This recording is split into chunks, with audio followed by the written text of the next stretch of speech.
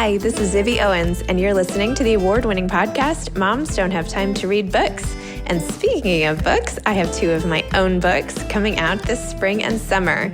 Princess Charming is a picture book, which debuts on April 19th, and Bookends, a memoir of love, loss, and literature, comes out on July 1st, and it is truly a labor of love. I hope you'll pre-order, order, and join me on tour as I go across the country. You can find out more at zibbyowens.com or bookendsmemoir.com. And you can follow me on Instagram at zibbyowens because I always post about everything. Enjoy the show. Hi, everyone. I need your help. If you love this podcast, you will love my children's book. It's called Princess Charming, and I am really trying to drum up pre-order sales. You might not know this, but before a book comes out is actually a really important time for the whole book's trajectory. So please pre-order Princess Charming, which comes out April 19th today. Just stop what you're doing and go do that, please. When it arrives on April 19th, you can give it to a loved one in your life, a niece, a grandchild, a child, a student, a kid walking by on the street, anybody. But if you could do this, here is my offer. If you email me your receipt showing me that you bought the book online somewhere and pre-ordered it, email info@zibbyowens.com. That's info@zibbyowens.com. And I will pick 10 people to do a special giveaway project award to from my new Bonfire merch store, which you should also check out, which is the Zibby Owens Media Bonfire store, where you can get all sorts of cool t-shirts and tote bags and author sayings and all sorts of great stuff. So what did I say? 10 of you are going to get a special care package of your choice from the Bonfire store, and I will pick at random from all of you who pre-order the book. So if that wasn't clear, go pre-order Princess Charming. Again, it's called Princess Charming. It's my debut picture book. It's really cute and great, and it's illustrated by Holly Haddam. And then after you get the receipt, screenshot it or forward it to me at info@zibbyowens.com, and you will be entered to win one of 10 exciting care packages. So go off and order. Thank you so much. Bye. I had the best time interviewing Kristin Chenoweth, who I've been a fan of for a long time. But our conversation, this is why I do this. The conversations like this, where we strip away all the chit chat and just go deep and talk and connect. And I feel so honored to have just gotten a chance to get to know her and talk to her and her to know me. I don't know. It was just amazing. So anyway, okay, Kristin Chenoweth's bio. Kristin Chenoweth is the author of What Will I Do With My Love Today?, a children's book. Emmy and Tony Award-winning actress and singer, Kristin Chenoweth's career spans film, television, voiceover, and stage. She received an Emmy Award for Best Supporting Actress in a Comedy Series for her role in Pushing Daisies, won a Tony Award for You're a Good Man, Charlie Brown, and received a Tony Award nomination for her original role of Glinda the Good Witch in the Broadway smash hit Wicked, which we talked about in this conversation. Chenoweth has released multiple albums, including The Art of Elegance and For the Girls, and has performed to sold-out audiences around the world. Kristin stars in the Apple TV Plus musical comedy Schmigadoon. She also starred in the Netflix comedy Holidate, voiced the character Daisy in the HBO Max film The Witches, and hosted the Food Network series Candyland. Kristin remains a passionate supporter of charities, including the Broken Arrow Performing Arts Center Foundation in her home state of Oklahoma, where she launched an annual Broadway boot camp, providing young Broadway hopefuls with the opportunity to learn from mentors in the field. Enjoy our episode. Welcome, Kristin. Thank you so much for coming on Moms Don't Have Time to Read Books to discuss your amazing new children's book, What Will I Do With My Love Today?, illustrated by Maine Diaz. Thank you. Thank you for having me. I'm super excited to be able to talk to everybody, especially the moms that don't have time to read a book. Yes, I have 4 kids. I had no time, and I thought, this would be a good way to help people hear about books that they might not otherwise and, get the backstory. That's so cool. That's so cool of you. Thank you. Thank you. Okay, well, let's just start with you talking about this amazing book, and then I want to come back to our pre-chat because that was so interesting. Why did you write this book? Why is this important to you? One of the things that happened, I don't know how you felt when the pandemic first hit, I went from 180 to 0, and I didn't know what to do with myself. And I thought, what will I do with myself today was originally the question. And my boyfriend, now fiance, said, just take a beat. Maybe you can hear what you're supposed to do. Just take a beat. And on one of our walks with Thunder, my dog, I was feeling pretty low, and she just kind of looked up at me like all of our pets do. The people who love pets understand what I mean. They can look at you sometimes at your lowest. And I've had a lot of loss this past couple of years, and she just looked at me and just like, it's going to be okay. And I thought, oh, how can I show you how much I love you? And then the question evolved into, what will I do with this love? What will I do with my love today? I just want to share with everybody how the title became, because that's how the book became. I thought it might be a song, but it's in the middle of the night. I have a tendency a lot of writers are this way. I'm no Shakespeare, but I write thoughts down in the middle of the night, and then I get up in the morning and go, oh, right, that's what I was thinking. So that's how this book was born. And thank goodness it was born, because I have heard from so many people that they have the same relationship with their pet. And also, what am I going to do with myself now? How does life look differently? What's going to be important to me now? Mm-hmm. This pandemic has given us time to not just find solutions, but ask the questions that we're scared to ask of ourselves. And that's why I wrote the book, if you want to be honest. It's pretty deep, but that's why I wrote the book right there, is to not be afraid to ask yourselves, anybody, what will I do with myself today? How am I going to leave this world in a better place? Again, I'm scared. I'm a scared writer because I'm not you. I'm not her. I don't want to try to be great, except I want to get my message across. How can I do that in rhyme and with the way I want it to be heard? So that, in conjunction with my lovely illustrator, Maine Diaz, who I just loved, I thought she just nailed it. Like, I picked from a lot of people, and I just went, thank you. And I just went right there to her. Amazing. So that's how the book came, and I'm so glad I did it. And I'd love to do another one. I'd love it to be a sequel. I'd love it to be I'd love it to keep going. And I have to tell you something. It's sort of happening naturally. So that's great. It's amazing. And by the way, yes, I love the deep. Let's definitely, I've also had a lot of loss in my life, and I feel like it deletes a lot of the need for the non-important stuff, right? And I think that's why I also relate so well to this book, right? Because we all have limited time, right? We don't have all the time in the world. What are we going to do? There's no promise for tomorrow. And what you just said is because of the loss and pain, and even where we are in our world today. Yep.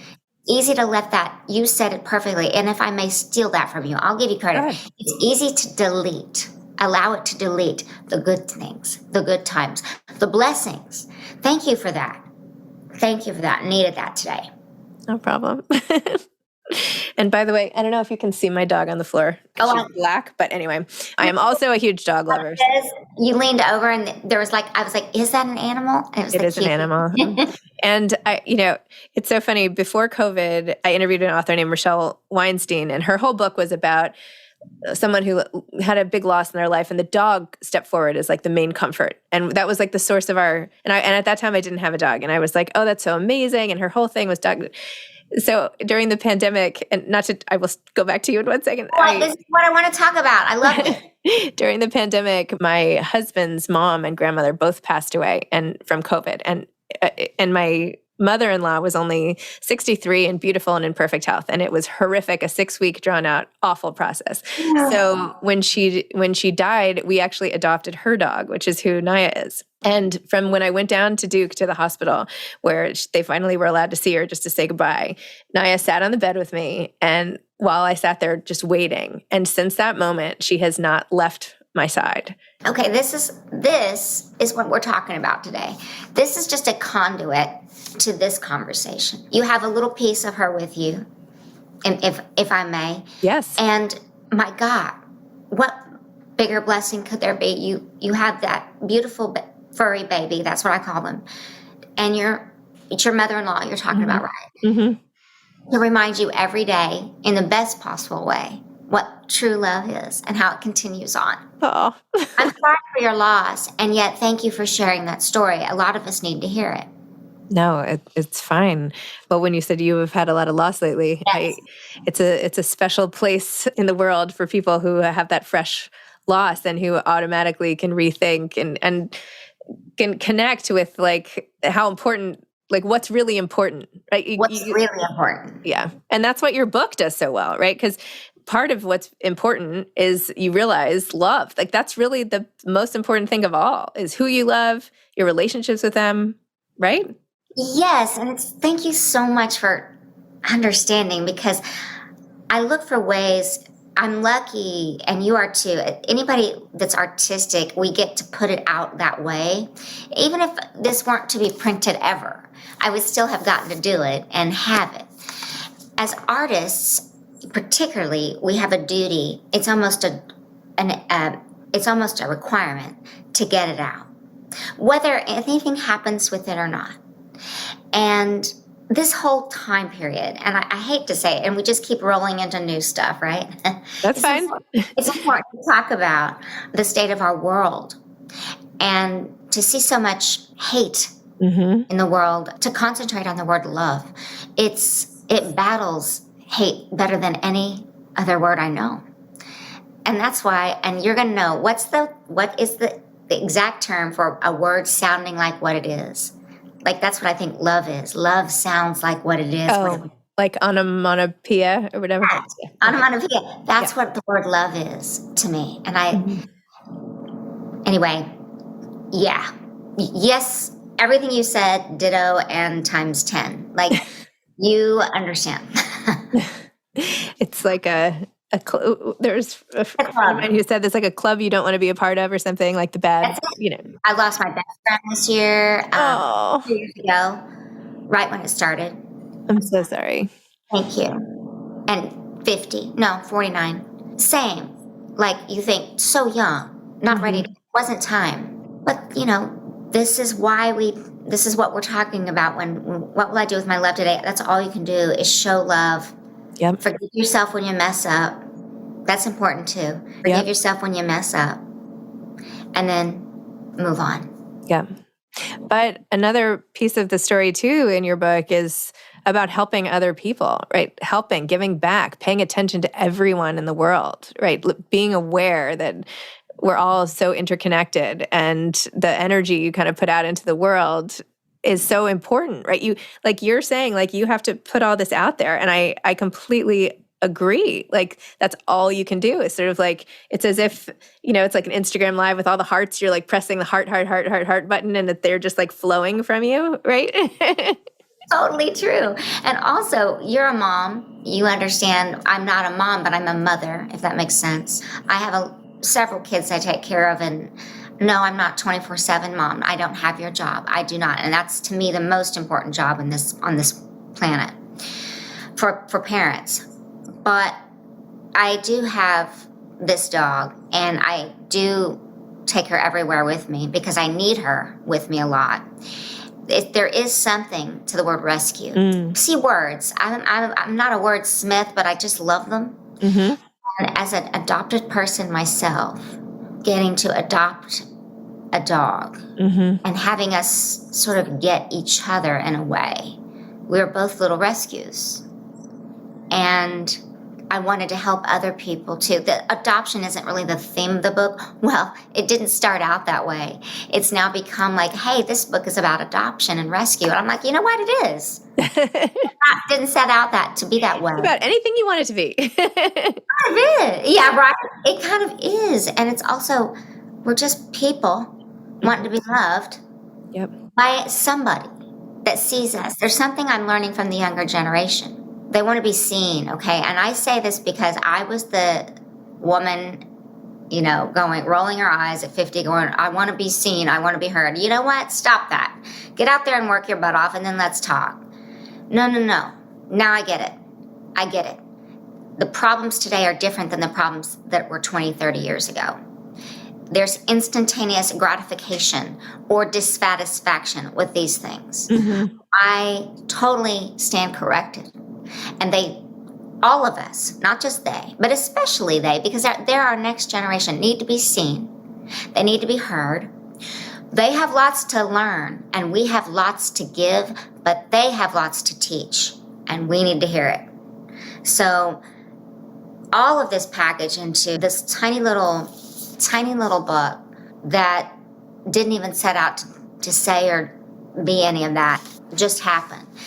That's why, as a writer, when I write a song, for example, I think, oh, the song's going to be about this. I do this a lot. Whoa, the song's not about that. I end up writing it. I'm like, I was completely wrong. So, especially to anybody listening out there who is an artist, a reminder, I'm not a teacher, I'm a reminder to not put yourself in a box. Not put yourself in a box. Because I set out to write a song, and what came out was a children's book. So, for whatever that's worth for your listenership, for whatever that's worth. I mean, it could still be a song. And it might just be. I'm going to be reading this at a lot of very fancy places coming up. And my music director, the woman that goes on the tour with me, and her name is Mary Mitchell Campbell. She's Broadway royalty. She said, I feel like there's a song there. And I went, okay. And then you just said that. So I'm listening again to all the signs. Why can't there be? Yeah. Why can't there be? Yeah. Nice accompaniment. Yeah, right? Yeah, it would be great. I actually have a children's book coming out on April 19th. Yeah, it's called Princess Charming, and it's about a girl who just can't find her thing. She keeps like messing up everything she tries and can't figure out what she's good at. And then she realizes what she's really the best at is not giving up at whatever she puts her mind to. Okay. And then there's like a funny twist at the end, and yeah, I'm excited. So I'm particularly aware of. Wait, I will definitely. I probably love that book. Oh, I'll send you it. Princess Charming. Yes.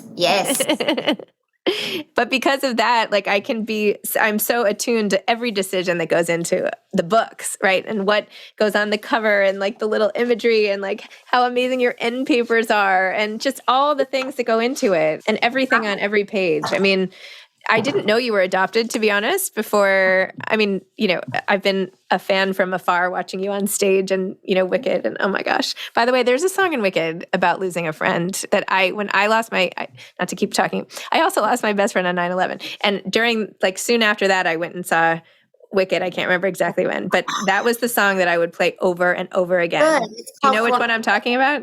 Yes, it's called For Good. Yes, For Good. For Good. But I don't know. Now that you're in the friend loss thing, that happened to have been the song that was most powerful for me at that time. Well, it's all about friendship. It's all about love and forgiveness. It's all about what we look for in our relationship. So of course that stuck to you. Yeah. But anyway, so I saw you from afar, but I didn't know about your adoption. So I found it particularly interesting to learn of that, but also that I don't think you hit people over the head with it at all. It was subtle, and you just sort of, it was just introduced in passing, and I don't know. I think because for me, I forget, first of all, thank you for bringing it up. I don't lead with that because I don't think about it because I'm me. Yeah. It's like me saying to you every day, I'm 4'11", I'm 4'11", I'm 4'11". Of course I know it. People that around me know I'm little, but I don't think about it every day. Of course I know I have a funny speaking voice, but I don't lead with that.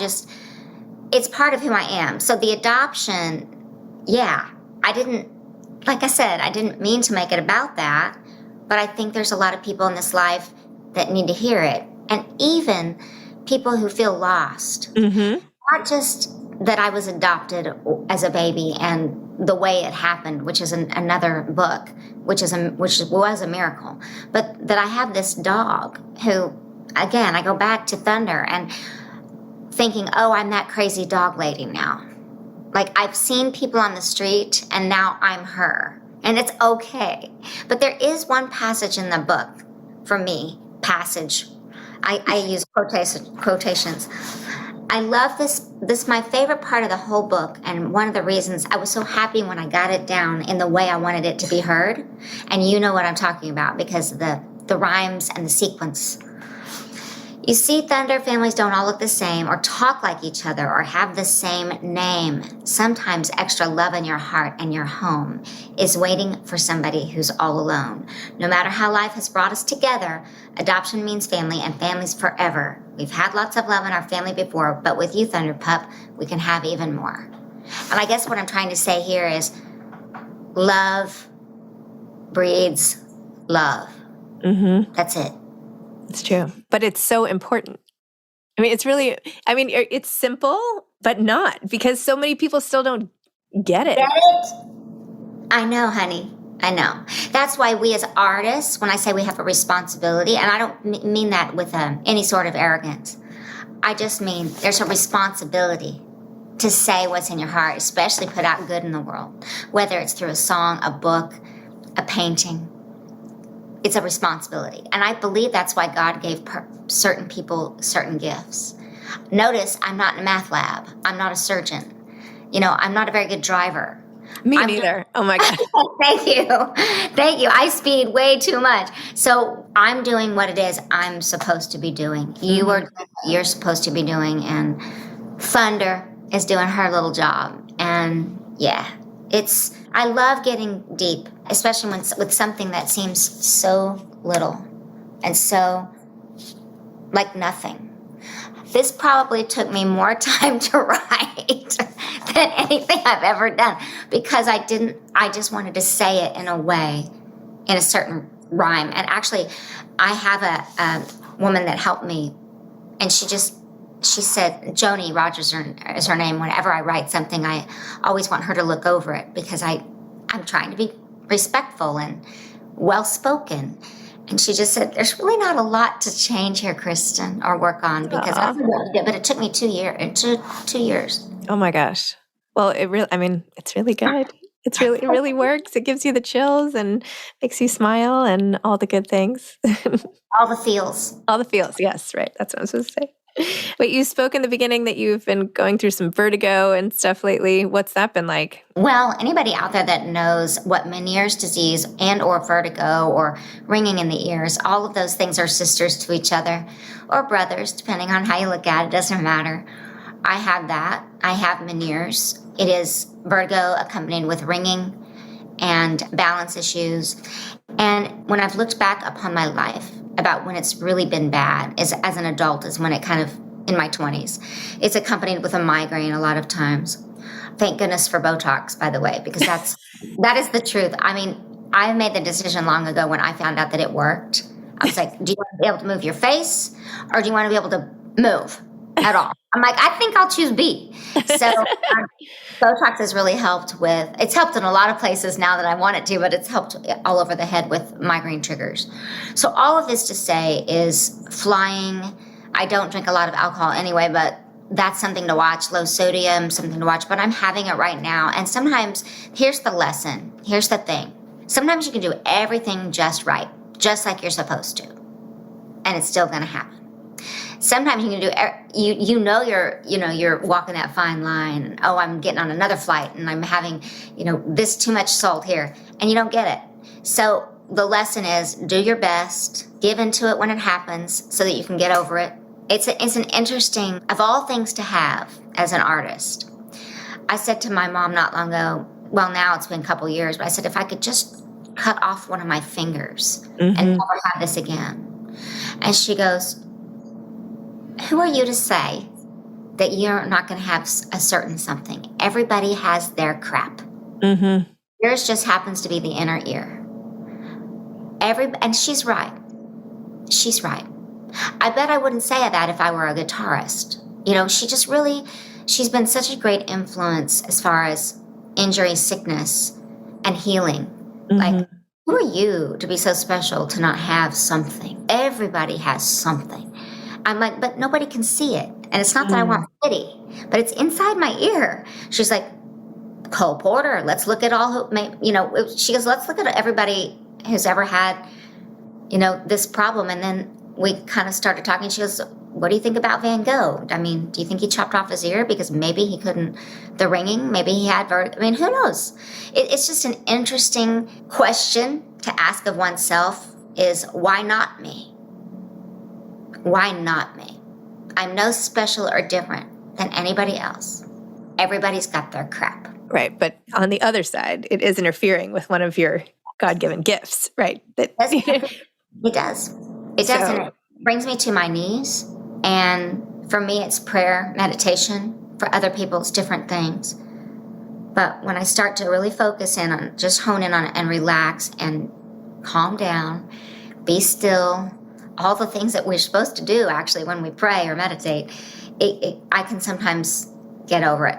For example, I am flying tonight, and I'm in a very good spot right now. I'm being very careful with how I move, and I'm going to be so in a prayerful mode when I get on that plane.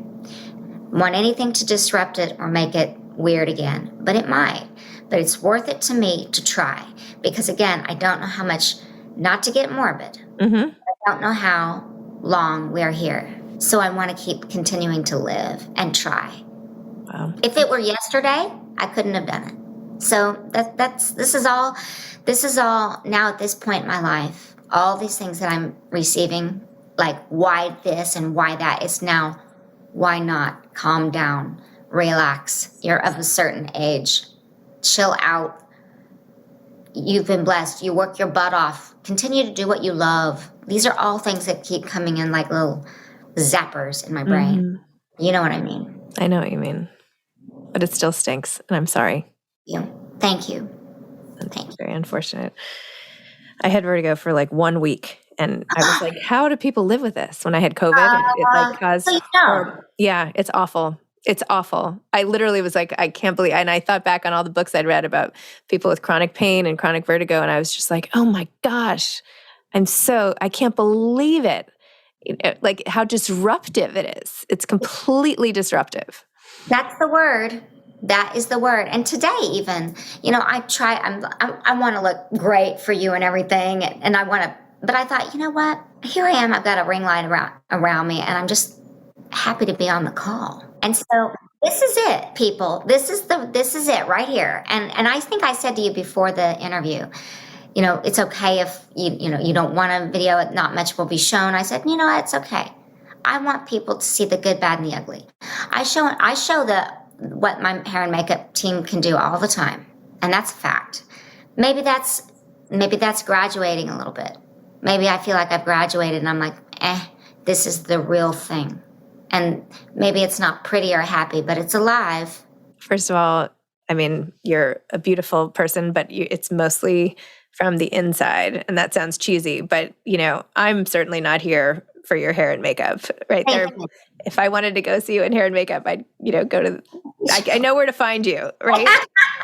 This podcast. This is about the inside. This is about what we think and feel, not what we look like. So thank you, amen, sister. So, well, thank you so much, Kristin. This has been so nice. Thank you for being so open and real, and it's so personally refreshing to be able to just connect and find when people are on the same wavelength and really get it. So same, girl, same. So very rare. Right. Stay safe. Take care of that dog and all those kids. You too. Thank you so much. I'll be getting the book, Princess Charming. Yes. I'm actually already like, that's the song. Anyway. Oh, take it. Run with it. I love it. I can't wait to read it. Oh, you're so sweet. I can't wait. Okay. Thank you. Bye.